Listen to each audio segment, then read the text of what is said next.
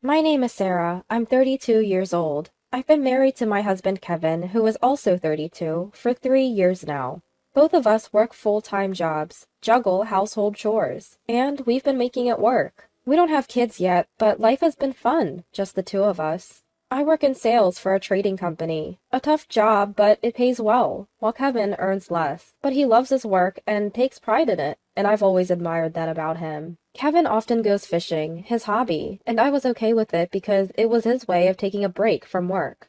We keep our finances separate. Aside from splitting the rent, I cover all other living expenses. It's never bothered me. I didn't have hobbies like Kevin, and I enjoyed watching him have fun. I save up more, and I felt it was okay for me to support him financially. That's how I genuinely felt. If there was one thing that bothered me about Kevin, it was his family, especially his mother-in-law. We live close to them, and because mother-in-law has trouble walking, Kevin often visited. I didn't mind it much, and I'd accompany him whenever I could. Today, on our rare day off, we brought a gift and visited mother-in-law. Well, it's been quite a while, hasn't it? Sorry we've been away. Mother-in-law sighed, seemingly annoyed. It's only been 2 weeks since we last visited. Kevin went alone last week because I had to work on my day off. You may be busy with work, but you're also a wife, you know. Yes. Every time we meet, mother-in-law throws snide comments my way.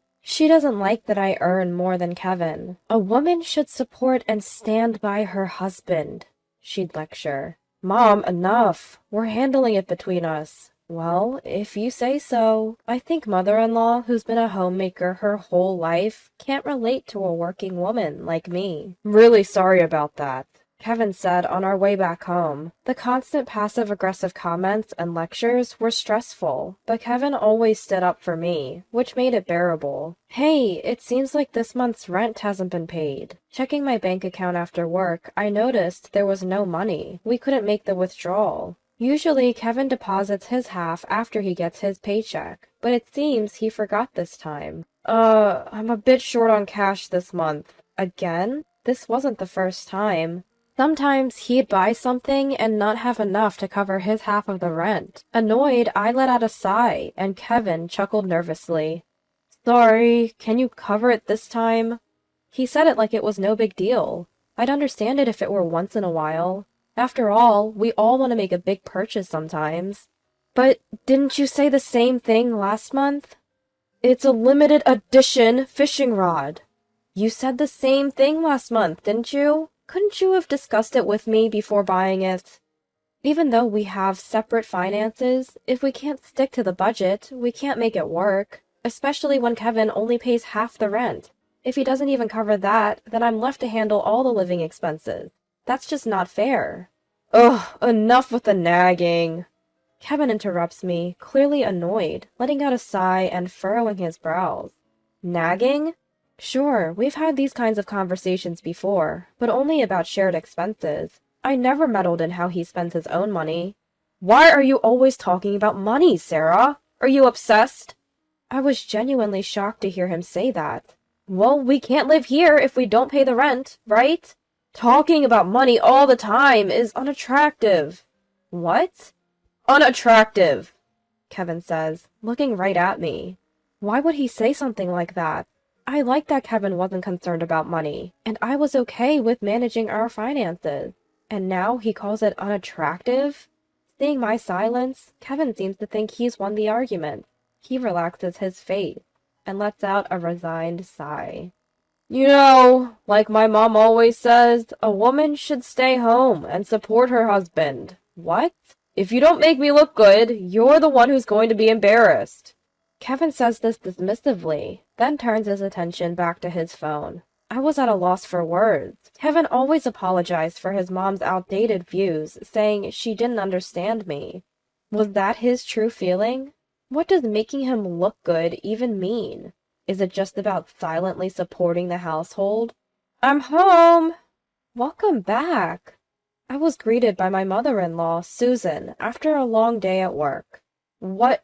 Susan? I wasn't informed she'd be here today. Ignoring my surprise, Susan takes my bag and heads inside. I rush in and am speechless at what I see in the living room. What is all this? Boxes and belongings are cluttered everywhere, leaving no space to walk. Not just Susan, but my father-in-law is here too. Kevin is casually watching TV and drinking a beer. What's going on here? Lower your voice. What is all this? Kevin frowns at my confusion. My parents moved in today. Moved in? Here? He never mentioned this, not even this morning. Ignoring my shock, Susan is happily unpacking. Wait, I wasn't told about this. My mom's legs are getting worse. It's hard for her to live alone. But we have extra rooms, so it's fine. It'll lessen your burden if my mom lives with us. That's right. I'll help with the chores. It'll be good for you since you're so busy. I guess they never really cared about how I felt. Even if I said no, it seemed like no one would listen. What hurt the most was Kevin's attitude. We had rented a larger house with extra rooms, thinking about our future family, but I never thought our family would grow like this. My life turned into a living hell. My in-laws, father-in-law and mother-in-law, took over the room we had saved for our future kids and acted like they owned the place. I couldn't even sit on my favorite sofa or use the dining table anymore. I was expected to do all the housework and wasn't even allowed to sit. The only time I could sit was when everyone else was asleep. Eating leftovers alone, I couldn't help but cry. What am I doing? How did it come to this? When I asked for financial help, they berated me, saying, "You're earning money. Why are you so stingy? Planning to take our pension too?"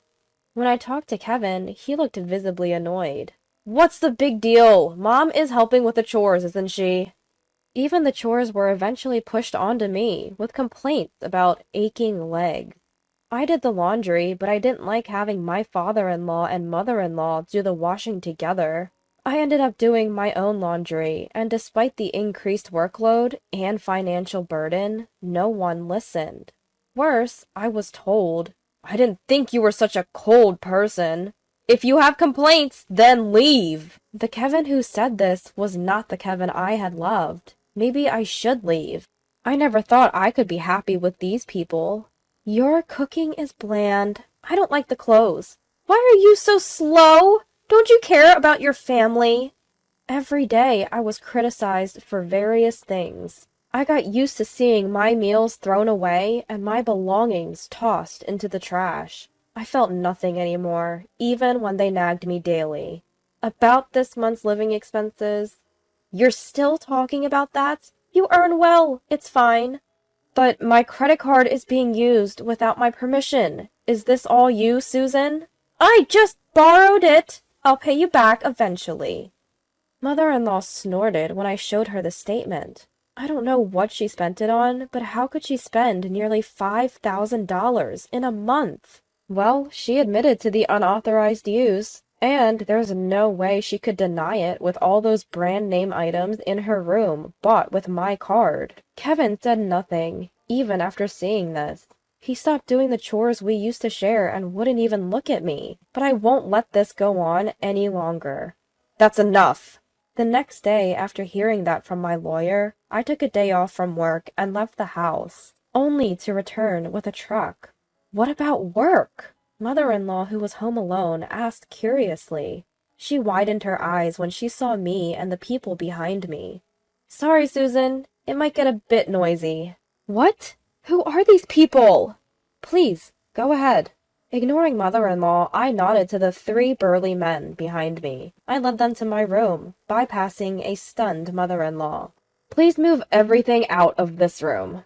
Understood. I watched the movers efficiently pack and carry out my belongings, feeling a sense of relief. Who knew it could be so quick once you make up your mind to leave? Hey, what do you think you're doing? You can't just do this without my permission!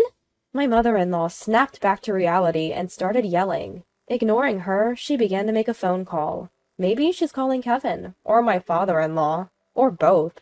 I don't really care. By the time they get here, it'll all be over anyway. My mother-in-law tried to stop the movers with her foul language, but she couldn't stop these burly guys. Sorry, this is the last of it. Having moved almost everything out, I finally addressed my ever-nagging mother-in-law. I'm leaving. What? Could you please give this to Kevin?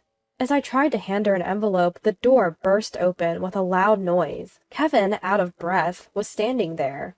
As expected, he arrived after everything was done. The whole moving process took just about 30 minutes. What is this? Kevin looked at my empty room, lost for words, and then glared at me. What are you trying to do? Perfect timing. Here, this is for you. Ignoring Kevin's intense glare, I smiled and handed him the envelope. Stunned, Kevin looked inside and was visibly shocked. Divorce papers? What? My mother-in-law also peered over, her eyes widening. How dare you give divorce papers to my son? It means exactly what it says. Shall we get a divorce? My son married you! You should be grateful and serve this family! The movers, who had been waiting, frowned at my mother-in-law's outrageous comment. Seeing their reactions, I was convinced that her behavior was indeed abnormal. Good, this isn't normal. You did say, if you have complaints, then leave, right? I didn't mean it like... Kevin hesitated. He probably never thought I'd actually leave. He couldn't have imagined I'd walk away. So you thought I'd just quietly obey? Well, I have plenty of complaints, so I'll do as you wished and leave. I'm not stupid enough to stay here and endure this. Leaving those words for a stunned Kevin, I walked out of the house with the movers. Sorry for involving you in this mess. I apologized. No problem. We understand, they smiled. You've had it tough, they all said, comforting me. I couldn't hold back the tears anymore. I was scared. I was sad. I was frustrated. But I managed to leave. I felt proud of myself for that. Later, I formally filed for divorce through my lawyer. If you have complaints, then leave. After that conversation, I had been quietly preparing for divorce. I consulted a lawyer and gathered evidence to support my reasons for divorce. Every complaint and snide remark from my mother-in-law and Kevin was recorded. I also documented any meals or personal items they had unjustly thrown away. My lawyer said I had enough evidence, so I immediately started the moving process. I had already signed a lease for my new place. All that was left was to move my stuff in.